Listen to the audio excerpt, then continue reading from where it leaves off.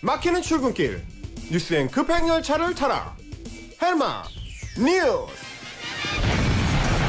답답한 출근길 매일 아침 청취자 여러분의 속을 시원하게 뚫어드리는 헬마 뉴스 헬마우스 임경비 작가 모셨습니다. 안녕하세요. 안녕하세요, 헬마우스입니다.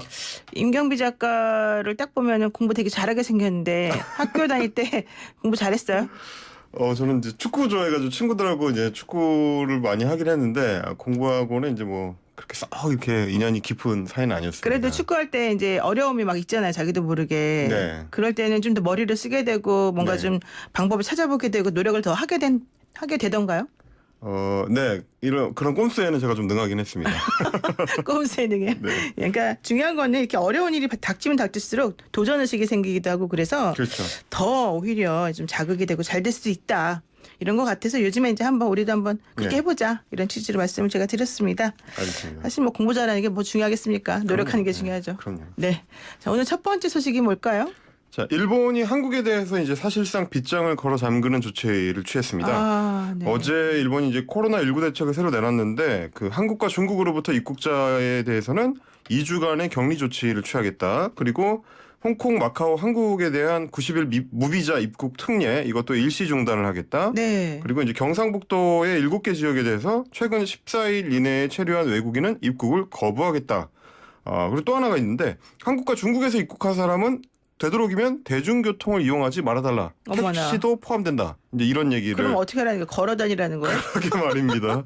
그러니까 사실은 네. 이런 조치들이 보면 엄청난 불편을 감수해야 되는 거기 때문에 사실상 일본으로 가는 여행객들은 이렇게 되면 발길이 이제 완전히 끊어질 것으로 보입니다. 아니 근데 솔직히 우리도 일본 가기 싫지 않습니까? 일본은 지금 제대로 검사도 안 해가지고 예. 지역감이 어느 정도 퍼졌는지도 모르고 오히려 시한폭탄이다 이런 얘기도 하던데요. 바로 그렇습니다. 우리로서는 조금 어이없는 조치가 아닐 수 없는데요. 이거 누가 누구한테 지금 오지 말라는 거냐. 이제 네. 이런 마당인데 어제 이제 CNN 그 기사 제목 보니까 일본의 바이러스 감염은 빙산의 일각일 수 있다라고 그렇죠. 되어 있습니다. 네. 그러면서 이제 CNN이 소개한 게 한국은 수만 건의 검사를 해서 6천 건 이상의 감염자를 밝혀냈는데 네. 일본 정부는 하루에 자기들 말로는 3,500건 검사가 가능하다고 해놓고 정작 누적 검사 수가 8,000건밖에 안 된다. 그래놓고도 확진자가 크루즈 제외하면 300명밖에 안 된다. 이거는 실제로는 환자를 제대로 걸러내지 못하고 있다. 이런 지적을 했었습니다. 맞아요. 그래서 이제 어제 우리 그 김상조 청와대 정책실장도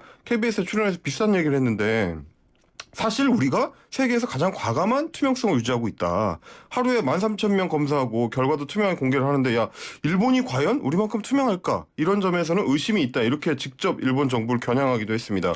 아니 근데 우리 정부 너무 착한 거 아니에요? 아예 우리도 조금 좀 이렇게 은폐하거나 네. 좀 덜 공개를 하면 어때요? 뭐 혹은 뭐 이제 우리도 똑같은 조치를 취하거나 이제 이런 말씀을 해주시는 분들이 있는데 오히려 어떻게 보면 이제 길게 보면 장기적으로 보면 한국 정부가 굉장히 좀 그 대국적인 어떤 마인드를 가지고 있다. 뭐 선진국스러운 원래 그랬어요, 뭐 우리가 일본보다는. 그런 마인드를 가지고 있다. 네. 이런 이제 그 모습을 보여주는 걸로 비춰질 수도 있을 것 같고요. 네. 아무튼 우리로서는 지금 이제 한중일 3국이 뭐 이번 코로나19 사태 관련해 가지고 그런대로 국제 공조를 잘 유지를 하고 있었는데 이렇게 상대에 대한 신뢰를 깨뜨리는 이 뒤통수를 치는 일을 벌이는 거 앞으로 좀 두고두고 기억할 일일 것 같습니다. 그리고 우리를 그렇게 걱정하면 마스크라도 좀 보내주지. 그래도 중국은 보내주고 있는데요. 참 어쨌든 간에요. 이런 일본의 이번 조치는 결국 도쿄올림픽 때문이 아닙니까? 그렇습니다. 지금 IOC하고 국제사회에서 계속해서 연기론 그리고 취소론이 나오고 있는 상황이라서 일본의 아베 정부 입장에서는 마음이 좀 급해졌다 이렇게 해석이 되고 있습니다. 특히 최근에 이제 비상사태를 선포한 홋카이도를 비롯해서 곳곳에서 이제 지역 감염 사례가 발생하고 있고 뭐 일본 국내에서도 우리는 제대로 지금 검사를 안 하고 있는 거 아니냐. 네. 그래서 이제 올림픽 때문에 확진자 숫자 줄이려고 제대로 방역 안 하고 있다. 이런 비판이 터져 나오면서 이제 아베 총리 지지율도 이제 크게 떨어진 상황입니다. 그래서 이제 결국 정치적 위기를 돌파해 보려고 급하게 이런 정치적 제스처를 취하는 거 아니냐. 특히 뭐 잘 보시면 이미 확진자가 3,000명을 넘었고 사망자도 100명이 넘는 뭐 이탈리아라든지 확진자 400명 넘어서 급속하게 확산되고 있는 어떤 독일이라든지 네. 이런 유럽 국가들에 대해서는 비슷한 조치를 안 취하고 있습니다. 그러니까 이거 만만한 중국이나 한국 뭐 자기들 입장에서는 약간 정치적인 이득을 취하기가 쉬운 상대만 이러는 거 아니냐. 이런 의심이 짙어질 수밖에 없는 거죠. 아, 진짜 아베스럽다. 이런 말밖에 저는 할 말이 없습니다. 그런데 이렇게 되면 중국 뭐 한국 뭐 마찬가지겠지만 일본 손해도 만만치 않을 것 같습니다. 그렇습니다. 당장 이제 관광 지역 중심으로 비명 소리가 터져 나오고 있는데요. 원래 뭐 관광이야 뭐. 예, 그렇지만, 그 한국의 이제 관광 불매 때문에 그렇지 않아도 타격을 입고 있었던 이제 일본 지자체들로서는 사실상 결정타다 이런 얘기가 나오는 거고요.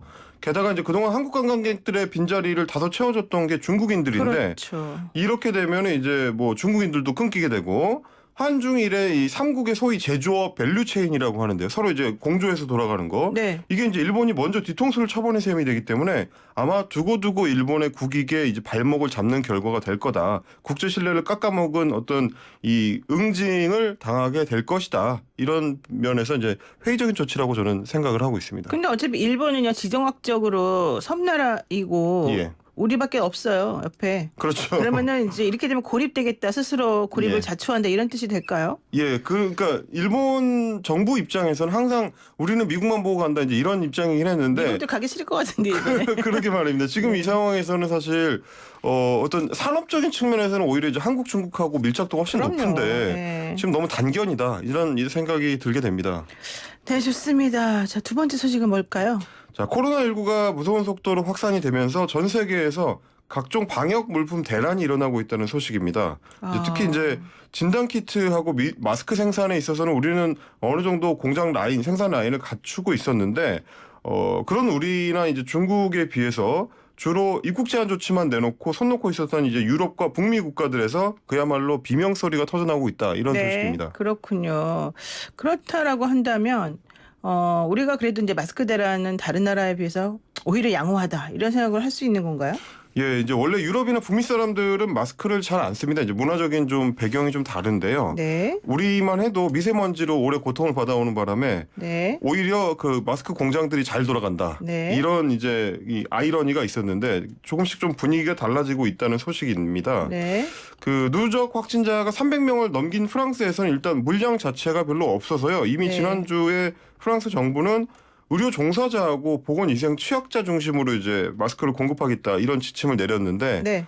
현장에서는 좀 소용이 없는 모습입니다. 품절 사태에 이어서 가격이 두세 배까지 이제 급등을 하자 급기야는 어제는 어떤 조치가 나왔느냐면 처방전이 있는 환자한테만 마스크를 팔 수 있다. 이제 이런 조치를 취했습니다. 처방전이요? 예, 처방전을 받아야만 마스크를 살 수 있다. 처방전이 필요한 게 됐군요. 이제. 그렇습니다. 그래서 일반인들은 약국에서 아예 마스크를 살 수도 없게 된 상황이고요. 네.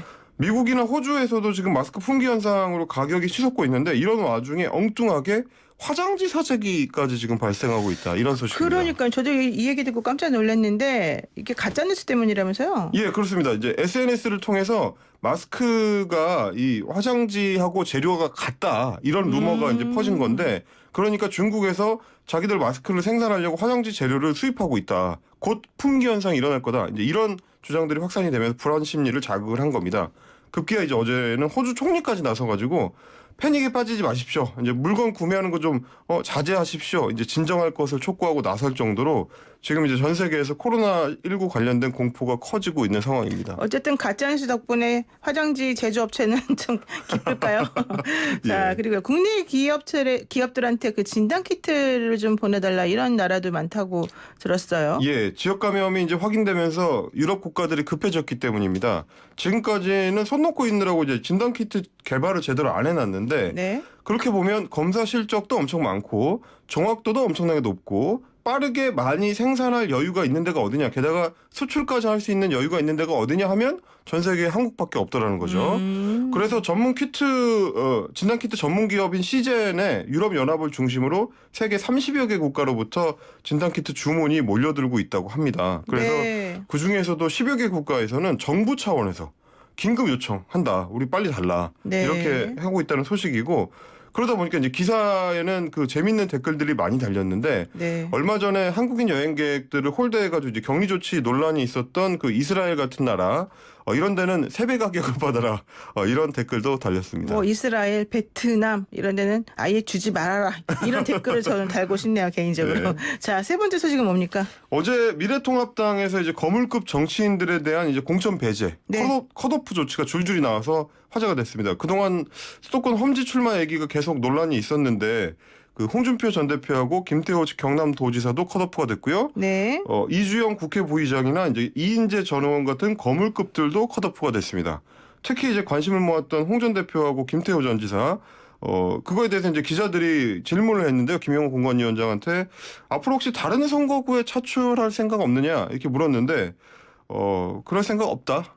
이렇게 보면 된다라고 그러니까 전략 나가라 말했습니다. 이거예요, 그러면? 예, 이렇게 되면 이제 사실상 미래통합당 후보로 이번 선거에는 나설 수가 없게 된 겁니다. 그러면은 이분들 발끈할 것 같은데 지금 무소속으로 나가겠다고 벌써 선언한 분이 계시죠? 예, 김태호 경남도지사가 어제 사실상 무소속 출마를 선언을 네, 했고요. 전 지사가. 네. 예, 그렇습니다. 경남 전 지사. 네. 그리고 이제 홍준표 전 대표 같은 경우도 그동안 계속 그 공언을 해왔습니다. 이렇게 되면은 컷오프하면 탈당 후에 무소속 출마 불사하겠다. 2, 3일간 뭐 숙고해보겠다 이런 얘기를 했죠. 예, 그 정치인의 언어라는 게 숙고해 보겠다는 것은 그쪽으로 판단하고 있다. 이렇게 볼 수 있기 때문에 그렇군요. 홍 전 대표도 사실상 무소속 출마를 할 것으로 지금 예상이 됩니다. 그래요? 게다가 이게 전략 공천이 쏟아지면서 당의 일각에서는 그 또 다른 논란도 촉발되고 있다 이런 소식이 있습니다. 어떤 논란이 지금 촉발되고 있는 겁니까? 네, 김영호 공관위원장이 그동안 이제 혁신 공천을 밀어붙이면서 평가가 상당히 좋은 편이었는데 네. 최근에는 최측근 인사들이 단수 공천자로 이제 확정되는 사례가 늘어나면서 네. 소위 이제 김영호판 사천 논란이 불거지고 있는 겁니다. 그렇군요. 그러니까 이제 공천권을 사적으로 사용하는 거 아니냐 이런 얘기인데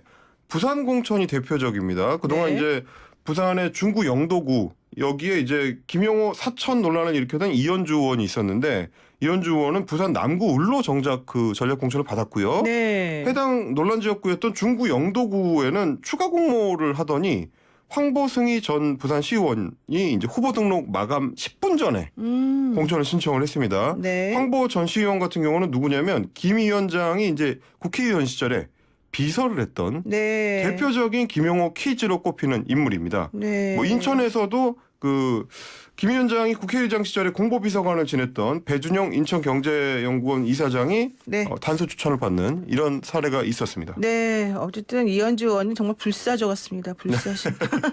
자, 오늘 말씀 여기까지 듣겠습니다. 고맙습니다. 감사합니다. 네, 헬마우스 임경빈 작가였습니다.